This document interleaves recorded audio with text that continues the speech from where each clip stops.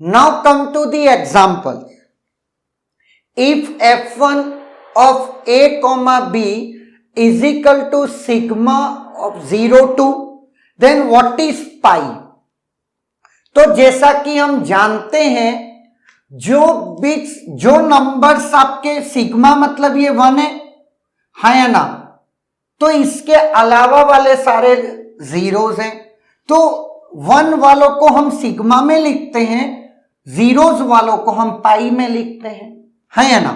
इसको हम सम of product term बोलते हैं, इसको प्रोडक्ट ऑफ सम टर्म बोलते हैं।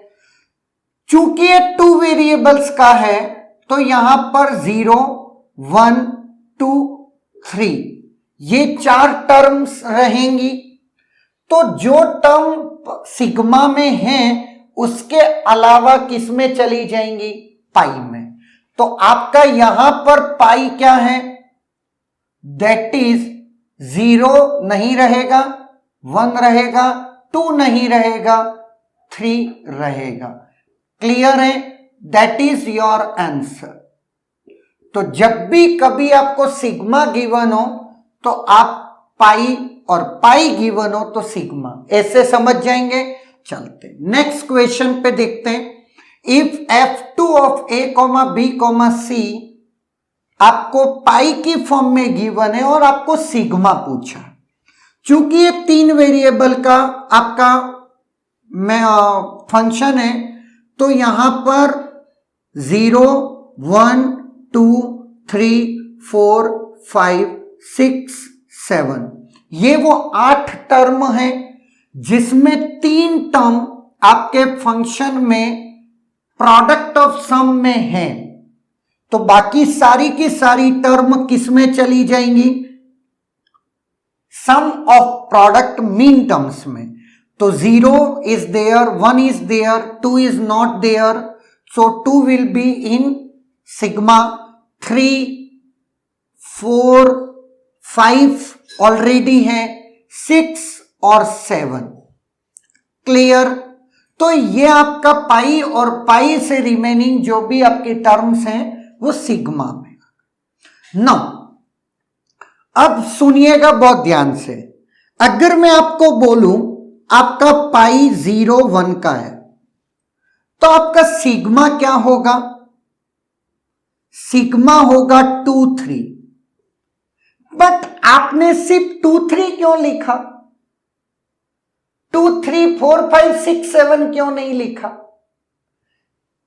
क्योंकि हम मिनिमम नंबर ऑफ वेरिएबल्स मान करके चलते हैं। या तो वो फंक्शन दे दे कि कितने वेरिएबल्स का है, या अगर वो नहीं देता है तो मिनिमम जो भी वेरिएबल सुटेबल होंगे वो हम लिख लेंगे। अगर मैं आपको बोलता हूं 1 और 10 ये टर्म है, 10 किस वेरिएबल्स में आएगा? 4 वेरिएबल्स में, है या ना। तो यहां पर पाई आपको लिखना पड़ेगा 0, 2, 3, 4, 5, 6, 7, 8, 9, 11, 12, 13, 14 और 15। क्लियर है? क्योंकि 10 4 वेरिएबल कम से कम लगेंगे तो हम उतना मान करके चलते हैं। नाउ एक तो हो गया पाई से सिग्मा और सिग्मा से पाई। अब एक अच्छा क्वेश्चन सॉल्व करते हैं। Identify the max term of the function a bar plus B C. Now function किस फॉर्म में लिखा हुआ है? एसओपी फॉर्म में, है या ना। That is in SOP form.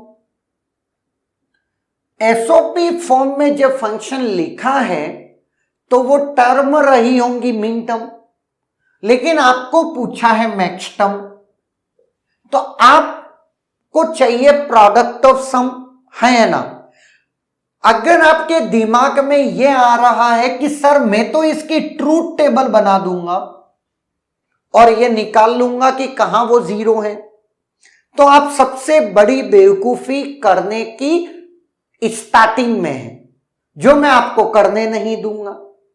तो अब सवाल उठता है इस क्वेश्चन को सॉल्व करना कैसे। चलते हैं। ए बार प्लस बी सी। जब मैं इसको सॉल्व करूंगा, ये एसओपी फॉर्म है, मैं इसको पीओएस फॉर्म में कन्वर्ट करूंगा, तो एक लॉ है ए बार प्लस बी इंटू ए बार प्लस सी, है या ना? ये डिस्ट्रीब्यूटिव लॉ है। अब मैं इसको पीओएस फॉर्म बोल सकता हूं, है या ना? ये वाली फॉर्म, सॉरी। नाउ अब वो ध्यान से मेरी बात देखना कि मैं कर क्या रहा हूं। मैं ये कह सकता हूं ये प्रोडक्ट टर्म है, ये सम टर्म है और ये प्रोडक्ट ऑफ सम है, ये मैक्स टर्म है या ना? मैक्स टर्म का आउटपुट होता है 0, ये भी बात तय है। अब वो ध्यान से मेरी बात देखना, ए की वैल्यू क्या रही होगी कि मुझे बार करने की नौबत आ गई? वो है ए 1 रहा होगा, तब मैंने उसको बार किया होगा। बी की वैल्यू क्या रही होगी कि मैंने सिंपली बी लिख दिया होगा, क्योंकि इन सब का सम 0 है। ये बात आप दिमाग में पैरेलली रखें, तो 0। और सी क्यों नहीं लिखा होगा? क्योंकि सी डोंट केयर रहा होगा।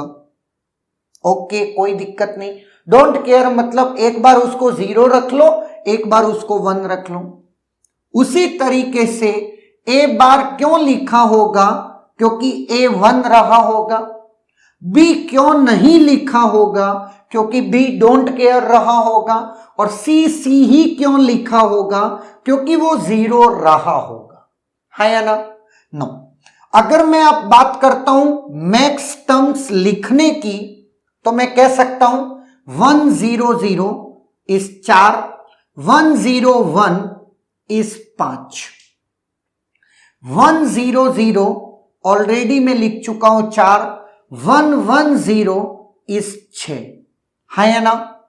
मैंने अब सारे कॉम्बिनेशंस बना दिए, 1 0 और एक बार इसको 0 और एक बार 1 रख लो, 1 0 0 इज 4, 1 0 1 इज 5, 1 0 0 is 4, 1 1 0 is 6, है या ना?